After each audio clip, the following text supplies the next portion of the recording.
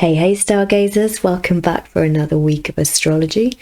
We are of course at present filming under the direct influence of the Neptune and Venus conjunction, so if things feel slightly otherworldly and etheric and a bit ambiguous and woolly too, that will be exactly why. I hope you're able to feel into that and chill, as opposed to trying to make sense of something that in itself is essentially incredibly abstract.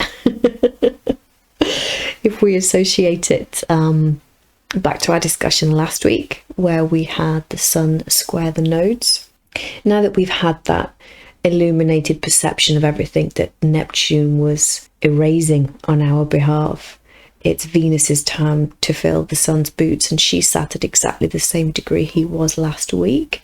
So we will probably be feeling the same way, but in specific relation to, well, how we relate to ourselves, our partnerships, our friends, our family, our loved ones, and our survival instinct. How have these been changed over the last year? How do we feel now? How have we assessed our perspective? And I think we've all had so much to mull over and chew on that our perspectives have probably changed a great deal, haven't they? Later on in the week, however, we're going to be hit with some aspects that the way we perceive our world and the way we perceive our own needs, our need for nurturing, our emotional support, both will begin a profound new journey this week. It's a very cardinal week. But anyway, what do we mean by a cardinal looking week? Well, for those of you who aren't familiar with the term, cardinal is one of the three modalities we would assign to each of the elements. So for example, with our fire signs, each of the fire signs will either be cardinal, fixed, or mutable. Aries is a cardinal fire sign, Leo is a fixed fire sign, and Sagittarius is a mutable fire sign. Our cardinal signs altogether are Aries, Cancer, Libra, and Capricorn. And this week we are very firmly in the realm of both Aries and Cancer together. And their mix is going to be quite interesting for us all, as we will come on and see in time. But before we go deep diving with the specific archetypes, let's just bear in mind that when we talk of cardinal, we talk of initiating the new. All of our cardinal signs will initiate a new journey for everybody. They are associated with the four angles of the chart, so the ascendant, the descendant, the imum celi, and the midheaven, each of the four angles. And if you have any planets around in close proximity to these angles, or any planets in close proximity to the 0 degree cardinal signs, these can be really, really powerful, potent areas of your chart, and a signature that can really kind of override and dominate over a lot of the rest of it. And so all of this preamble given, on the 20th, we are going to be facing head on this very, very potent energy when the sun makes his annual ingress into the sign of Aries and hits the 0 degree mark. We will of course all be saying happy astrological new year to you as well. The 0 degree Aries point is a really, really interesting mark for us to consider. It's our nexus point really in between the old and the new, in terms of the end of one journey with Pisces and the beginning of a new one with Aries. And so it's a very galactic, potent degree. There is of course no beginning or end on the zodiac, as it represents a continuous evolution here on Earth in circular form, as time isn't linear. On other planets perhaps it's different, but here the ecliptic represents the dynamic of the human journey, or its playing field.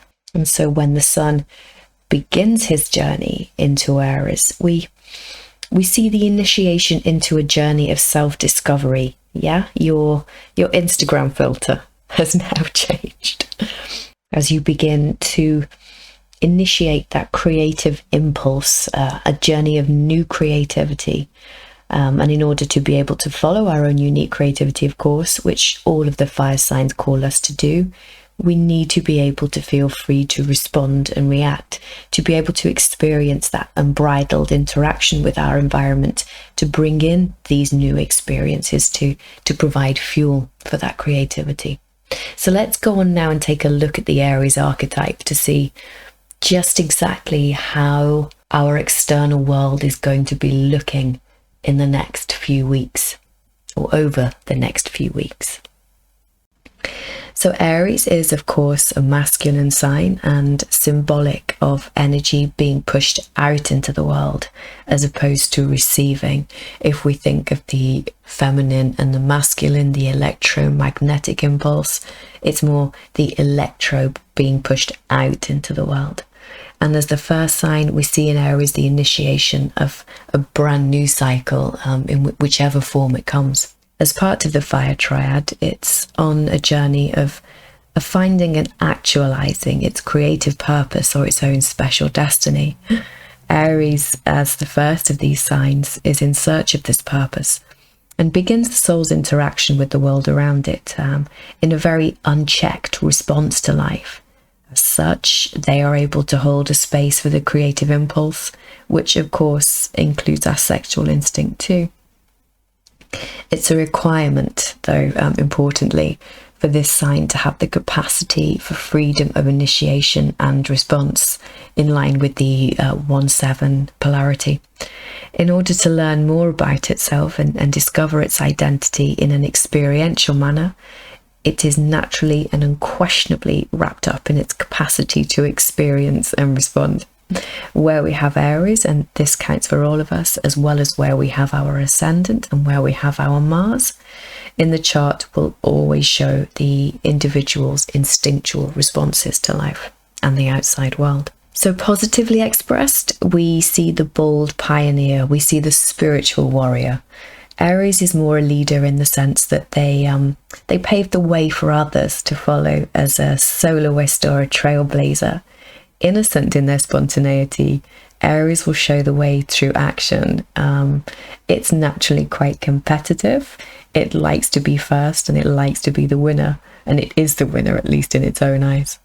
This can be seen, potentially as selfish or an uncaring attitude, although in my experience, this is very rarely deliberate or premeditated. It is simply an inherent trait of the sign that it's naturally involved in its own world. So being a cardinal sign, and again, we come back to our cardinal energy here, it will naturally initiate in a very specific way. Our cardinal signs, they initiate by going 2 steps forward and then 1 step back. And that's because once they've initiated, they need to kind of stop and pause and go, whoa, am I still in charge here? They can be quite insecure in a new direction, and this is for 2 reasons. And so firstly, Aries can suffer separation anxiety. It's got no one to turn to in terms of a peer or an elder. Nothing is on a par and nothing has really gone before in this cycle. It can conversely display fear should it perceive its freedom to be impeded. And there is the potential for this to turn to aggression, anger, or even violence. And let's remember, the physical manifestation of fear is violence. Distorted, Aries can display, shall we say, socially unacceptable behaviour when it doesn't wish to have to consider others, or it fears entrapment. And this is a fear, of course, we all hold within ourselves. We all want to be free to experience life and to create that spark, that thing that we know only we were put here to do. So Aries treads a really fine line with its fear. It has quite a tightrope to walk, given the fact it can quite often be anxious because there's no one around or to support it and say everything's okay, but equally it doesn't really want anyone around to support it and tell it everything's okay. So ideally, if we cultivate our own personal Aries energy, we can channel the divine warrior by understanding that freedom is an integral part of the human condition for all of us. Aries energy can readily defend this premise. The ability to respond and react to the world is a right which should and is held by everybody and for everybody too. We are each responsible for deciding which direction to take and how to best respond to our world. And this is the divinity we see in Aries when realized and channeled appropriately. So this is the energy we're all going to be surrounded with, as ushered in by our spring equinox. And I think lots of us will be in search of our own personal freedom and creativity. It's going to be in the forefront of a lot of people's realities. And if we take a look, I think it's quite interesting as to how the nodes have almost pushed all of the activity towards the final and the first quadrants, almost emphasizing that leap over that we're now making. We've also got Chiron and Ceres in incredibly close proximity to the sun. And I think, to me at least, that suggests that this is the way we need to go in terms of our healing and in terms of sustaining ourselves and, of course, our loved ones. We've left behind the dreamy, surreal Neptune, and now we're coming on into the stark reality of our own lives, our own individuality, our own personal freedoms. This is where we need to be right now. And generally speaking, I think the astrology is quite supportive of the equinox. Although, of course, coming up at some point next month, I think, we have the Sun square Pluto aspect. That will be a challenge. We'll be discussing that closer to the time. Also, if you have this as a natal placement, don't miss that conversation. Hopefully it'll be a good one for you. So what of our second cardinal journey? Well, the very next day, we have our first quarter moon at 1 degree Cancer. First quarters, remember, will show us in the outside world what we've got going on the inside. And it's a good way to tune into our surroundings and relate that internally to see where we want to make adjustments, if at all we do. So let's turn to Cancer and let's see what they're trying to help us with. Of course, the second cardinal sign, Cancer, is feminine, water-based and magnetic. It pulls energy in towards itself. And as Aries is part of the triad responsible for our creative impulse, Cancer is within the water triad and is concerned with the growth of our soul. In fact, the moon is the planetary ruler of Cancer. And as such, she presides over the integration of our emotions. This is the journey that she holds sway over, as well as so much more that we don't really have time to go into today. Both Cancer and the moon are our egoic construct, and yes, you are meant to have an ego, and yes, your soul has one too. Be very, very wary of anybody's shady shenanigans telling you that you have to lose or destroy or transcend from your ego in order to ascend, or any such bullshit. Your ego assists you in your individuality. Then this is the individuality you specifically and explicitly came to experience and integrate on your journey through duality on planet Earth at this time. We shouldn't be so concerned with berating it or dumping it, but spiritually growing it alongside the rest of our existence. And if we do that, we allow identification with the soul to understand it better, evolve it. In fact, that the more you show disdain or contempt towards it, ultimately, the more shadow you'll create, the more twisted you'll make your relationship to a very important part of your own navigation system. You need to love your ego and help it, see it as a friend. A bit of an annoying friend at times that, really gets quite confused and scared, but still your friend. And yes, this is, of course, a messy journey. It can quite often involve displaced emotions, manipulation, rejection, and martyrdom. to name a few of the glorious highlights to look forward to. And this is a journey specific to some. Cancer can be the most abandoned sign of the zodiac, but it is for a bloody good reason. Once we've developed that self-emotional reliance and integrated any emotions that we may have scattered out into our periphery or projected onto others, we become far more whole. Our yin-yang is now incredibly powerful. We're heart-centered, and ultimately we can then go on to offer others this nourishment that we ourselves have been attempting to master and contain within our own souls, our own bodies. And so this is the energy that's going to be surrounding our emotional needs, where we get our comfort, where we feel secure, where we feel safe. And on the one hand, I guess we could see our environment as potentially counterproductive to our emotional needs, couldn't we? Our desire to be held and loved could be at odds with the pokey me first Aries equinox. It could create insecurity and maybe feel a bit like a band-aid being ripped off far too quickly. The world a place of aggression and uncertainty.